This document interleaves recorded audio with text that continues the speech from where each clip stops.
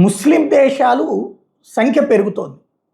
2050 కల్లా తొలి యూరప్ ముస్లిం కంట్రీ కింద బ్రిటన్ మారబోతుంది.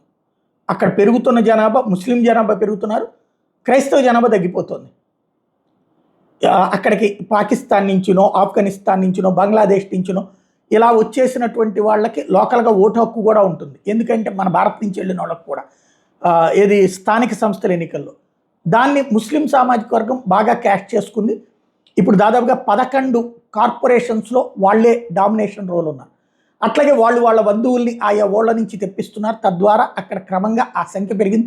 వాళ్ళకి పుట్టే బిడ్డలు, ఆ బిడ్డలకు పుట్టే బిడ్డలు, ఇలా క్రమంగా ఓవరాల్గా బ్రిటన్లో బ్రిటన్ పౌరుల యొక్క బిడ్డలు వచ్చేటప్పటికి 0.6%, 0.4% పెరుగుతూ ఉంటే ఏడాదికి వీళ్ళు 1.8 నుంచి ఇప్పుడు 3.5 పెరుగుతున్నారు.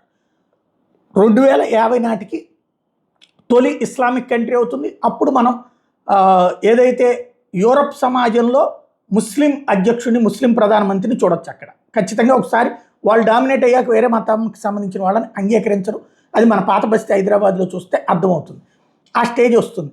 కాబట్టి బ్రిటన్తో పాటుగా ఇప్పుడు ఆస్ట్రేలియా, ఫ్రాన్సుల్లో క్రిస్టియన్స్ ఒకటి, క్రైస్తవం 40-45% ఉంటుంది అక్కడ క్రమంగా.